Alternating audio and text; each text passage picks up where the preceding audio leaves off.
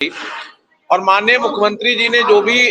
आदेश निर्देश किया उसका हमने अक्षरशः पालन किया। आप लोगों का सानिध्य मिला और निश्चित रूप से हम सफलता की तरफ हैं। और सरकार है, सरकार के पास बहुत काम है। उस काम से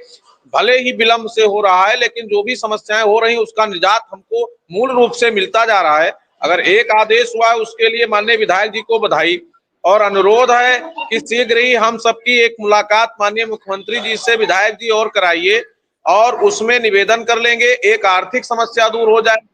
और दूसरी जो हमारी और मेडिकल की और समस्याएं हैं वो एक सवाल अभी निकल के आया है जो उस पर हमने माननीय मिश्रा जी से अनुरोध किया है कि अभी जो भी समस्याएं वो हल हो जाएंगी और उसके बाद जो समस्या बचेगी उसके लिए माननीय मुख्यमंत्री जी से अपने प्रतिनिधियों के माध्यम से, अपने संरक्षकों के माध्यम से, माननीय विधायक गणों के माध्यम से आप सबके सानिध्य को प्राप्त करते हुए मैं अनुरोध करूंगा और निश्चित रूप से उसका विस्तृत और एकदम एकरूपता का समाधान निकलेगा। सभी जनता के साथ साथ हम लोग पीड़ित और शोषित थे, हमने आपसे संपर्क किया, आपने हमारी बात को माननीय उप मुख्यमंत्री जी के फोरम पर उठाया,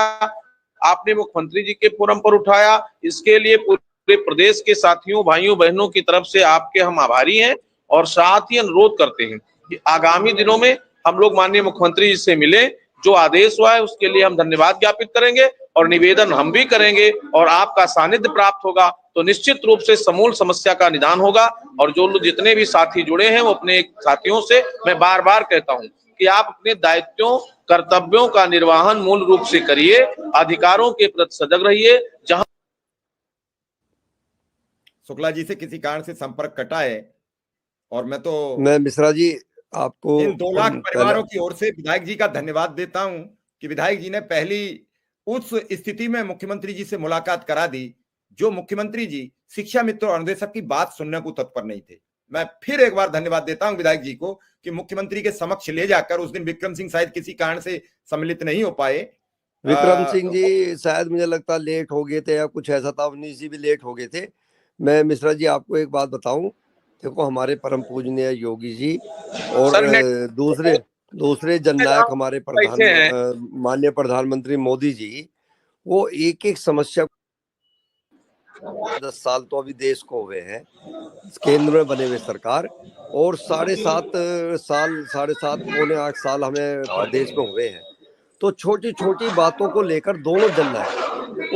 जननायकों के बारे में अगर मैं बताऊं मिश्रा जी, वो बहुत सूक्ष्म चीजों को लेकर के। शुक्ला जी माइक म्यूट करिए आप। शुक्ला जी आपकी आवाज आ रही है। शुक्ला जी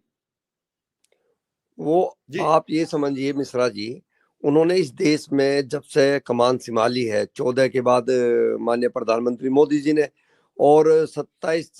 2017 के बाद में माननीय मुख्यमंत्री परम पूज्य योगी जी ने, आपने देखा होगा छोटी छोटी चीजों को लेकर के उन्होंने बहुत काम किया है।